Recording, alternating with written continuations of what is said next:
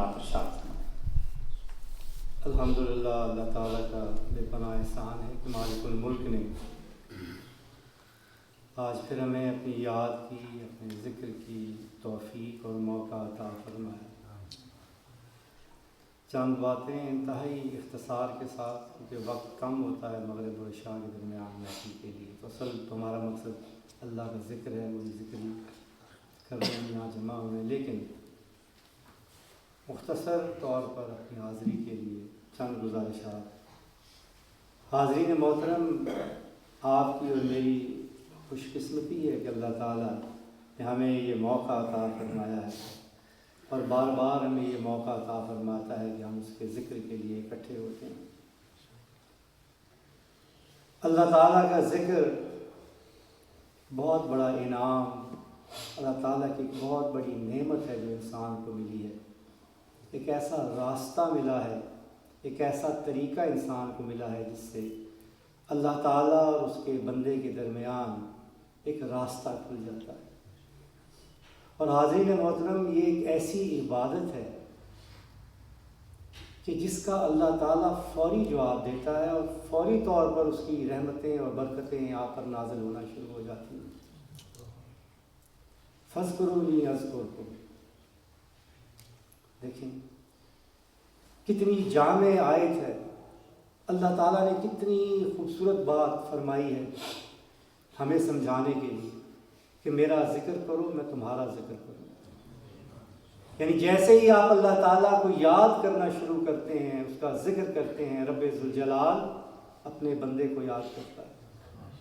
میرے آقا کریم علیہ الصلوۃ والتسلیم نے ارشاد فرمایا کہ جب انسان تنہا بیٹھ کے اللہ تعالیٰ کی یاد کرتا ہے تو اللہ تعالیٰ تنہائی میں کرتا ہے، جب محفل میں بیٹھ کے کرتا ہے تو اللہ تعالیٰ اس سے بہتر محفل میں اسے یاد کرتا ہے۔ یعنی جیسے ہی آپ اللہ کا ذکر کرتے ہیں، اللہ تعالیٰ کی رحمتوں اور برکتوں کا نزول آپ پر شروع ہو جاتا ہے۔ اور حاضرین محترم، یہ بات بھی آپ ذہن نشین کریں کہ محافل ذکر جو ہوتی ہیں ان سے کوئی شخص محروم نہیں جاتا، ہر بندہ اپنا حصہ لے کے جاتا ہے، اپنی نیت اور اپنے اخلاص کے مطابق۔ کوئی تھوڑا لے جاتا ہے، کوئی زیادہ لے جاتا ہے، کوئی بہت زیادہ لے جاتا ہے، لیکن محروم کوئی شخص بھی نہیں ہے۔ یہ اسی طرح ہے کہ جس طرح آپ کسی عطر کی دکان میں چلے جائیں، کچھ لوگ ایسے ہوتے ہیں جو وہاں جا کر صرف تھوڑی دیر کھڑے ہوتے ہیں، شیلفز میں دیکھتے ہیں مختلف عطر کو، پرفیومز کو، اور ان کا دماغ مہک رہا ہوتا ہے، اس خوشبو کو وہ محسوس کر رہے ہوتے ہیں، اس سے محظوظ ہو رہے ہوتے ہیں، اور کچھ بھی نہیں کرتے۔ کچھ دیر اس میں کھڑے رہنے کے بعد وہ لوٹ جاتے ہیں، لیکن وہ لمحات ان کے لیے بڑے ہی مسحور کن ہوتے ہیں۔ کچھ ایسے لوگ ہوتے ہیں جنہیں عطر بیچنے والا یا وہ جو دکاندار ہے پرفیوم کی دکان والا، وہ کچھ سیمپل کے طور پر کچھ ان کے بازو پر لگا دیتا ہے، کچھ تھوڑا سا ان کے کپڑوں پر سپرے کر دیتا ہے، اسے سنگھانے کے لیے، اسے اس کی لذت دینے کے لیے۔ وہ اس سے اوپر والا درجہ ہے کہ جب بندہ اسے سنتا ہے، دیکھتا ہے، نہ بھی لے تو وہاں سے وہ جب چلا جاتا ہے تو اس کے کپڑوں سے دیر تک مہک آتی رہتی ہے، وہ اس کی خوشبو کو محسوس کرتا رہتا ہے۔ پھر اس کے بعد ایسے لوگ بھی ہوتے ہیں کہ جنہیں وہ خوشبو پسند آتی ہے اور اسے وہ خرید کر ساتھ لے جاتے ہیں، خود بھی لگاتے ہیں، دوسروں کو بھی لگاتے ہیں، خود بھی مہکتے ہیں، اپنے ماحول کو بھی مہکاتے ہیں، سب کو خوشبوئیں دیتے ہیں۔ لیکن محروم ان تینوں قسموں کے لوگوں میں سے کوئی بھی نہیں رہتا، ہر انسان اپنے درجے میں اس سے فائدہ اٹھاتا ہے۔ اسی لیے عرض کی حاضر محترم کہ اپنی نیت اور اپنے اخلاص کے مطابق اللہ تعالیٰ کی یاد کی محفل جو ہے نا،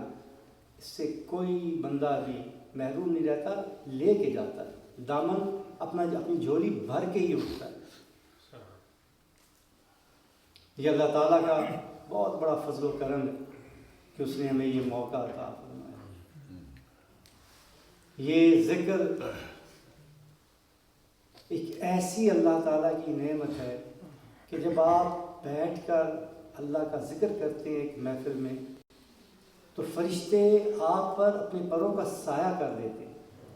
آپ کو ڈھونڈتے ہوئے آپ تک پہنچتے ہیں۔ حاضرین محترم، اس کا جتنا بھی آپ شکر ادا کریں وہ کم ہے، لیکن اس کے ساتھ ساتھ ذکر کے دوران آپ کو یہ بات بھی ذہن نشین کرنی چاہیے کہ جب ذکر ہو رہا ہو تو انتہائی توجہ کی ضرورت ہوتی ہے۔ مکمل خضوع خشوع کے ساتھ، توجہ کے ساتھ رب ذوالجلال کی یاد انسان کرتا ہے، ذکر کرتا ہے، یہ بات پیش نظر رکھتے ہوئے کہ وہ اپنے رب کی طرف متوجہ ہے اور اس کا مالک، اس کا خالق اس کی طرف متوجہ ہے۔ لہٰذا کوئی ایسی بات نہ ہو کہ جو اس محفل کے آداب کے خلاف ہو یا اس ساری سعی کو، اس کوشش کو ضائع کر دینے والی۔ لہٰذا انتہائی توجہ کے ساتھ اللہ تعالیٰ کا ذکر کرنا ہے،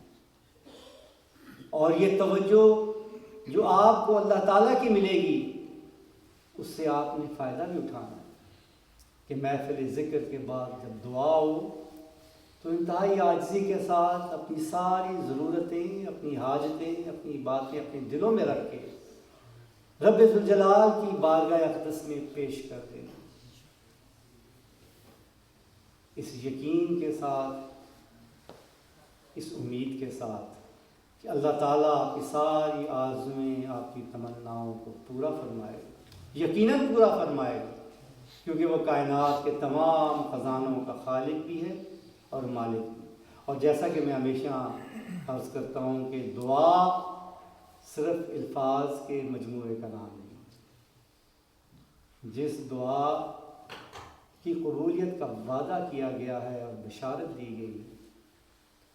وہ اس التجا کا نام ہے جو دل اور روح کی گہرائی سے نکلتی ہے اپنے رب کے حضور۔